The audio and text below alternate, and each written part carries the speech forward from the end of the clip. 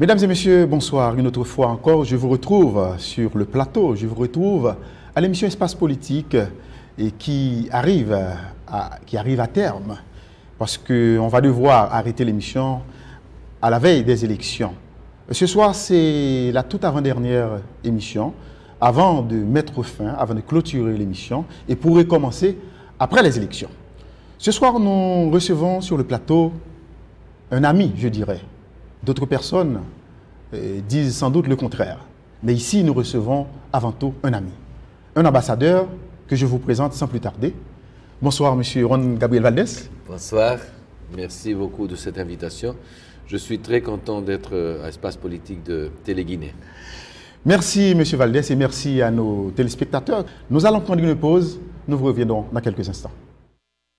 Mesdames et messieurs, je vous retrouve une fois encore et je vous dis merci de m'accepter chez vous et de me rejoindre une fois encore sur le plateau.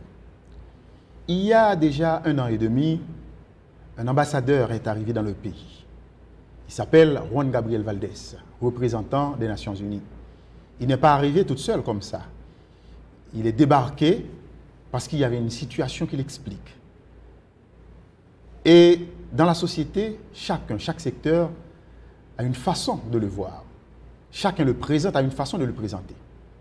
Mais ce soir, nous avons l'occasion, l'opportunité de le rencontrer. Il est là avec nous sur le plateau, à l'espace politique. Et une fois encore, nous disons merci à M. Valdés. Et M. Valdés, je vous demande, avant de commencer, de faire une petite présentation pour les téléspectateurs de Télé-Guinée et de l'espace politique. Qui est M. Valdés? D'où venez-vous? Que faites-vous ici en Haïti? Bon, je viens des Nations Unies. Je suis le représentant du secrétaire général Kofi Annan. Je suis un Chilien qui a travaillé dans le passé comme ministre des Affaires étrangères du Chili, qui a été aussi le représentant du Chili aux Nations Unies. J'ai été ambassadeur en Espagne, ambassadeur en Argentine.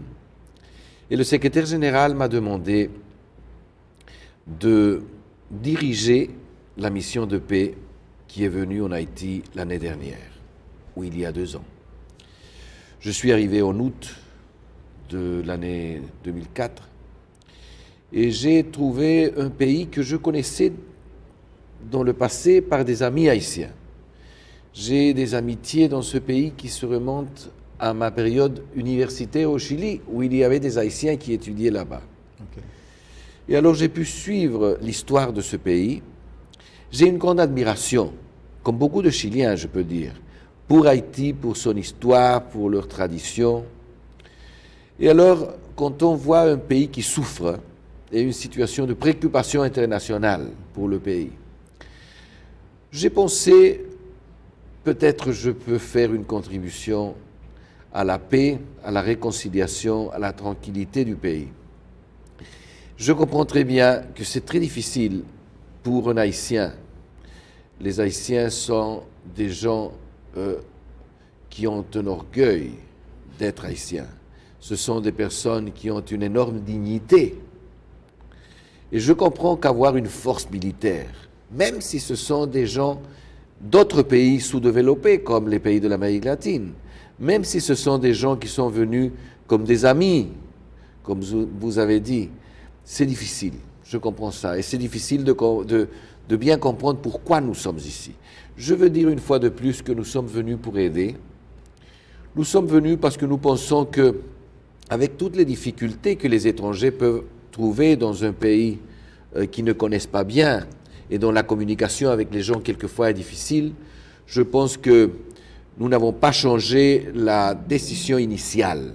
Notre décision initiale était d'appuyer les Haïtiens à trouver un chemin de réconciliation, de paix, de tranquillité qui permette à ce pays de sortir de cette condition économique si difficile et de cette situation sociale si compliquée. Alors, je pense que nous sommes venus ici comme des amis.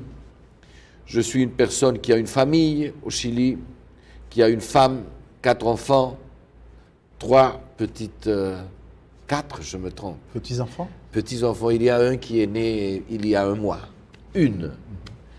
Alors, je crois que je vais revenir chez moi quand je finis mon travail ici et probablement le secrétaire général va nommer un successeur, mais je peux dire que j'ai travaillé beaucoup pendant ce temps-là pour aider les Haïtiens à trouver un chemin de sortie de la situation difficile dans laquelle le pays se trouvait il y a 1 an ou 2 ans.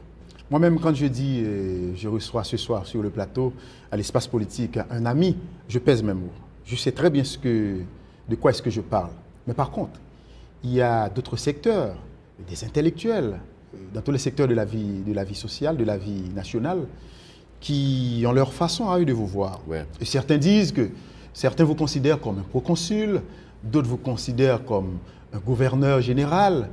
Et on dit beaucoup de choses. Et vous-même, ce soir, comment est-ce que vous pouvez vous définir? Non, je crois qu'il y a une définition qui est très précise. Je représente le chef des Nations Unies et je représente la volonté du Conseil de sécurité des Nations Unies.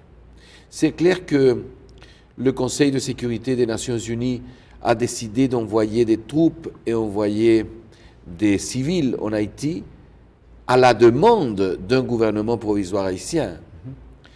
Nous ne sommes pas ici comme des occupants, nous sommes ici à l'invitation des autorités haïtiennes provisoires qui ont vu qu'ils avaient besoin d'une contribution des étrangers pour mettre le pays en pied et permettre des élections, permettre un chemin de pacification et de stabilisation du pays. Alors un proconsul, c'est quelqu'un qui représente un pays, un empire.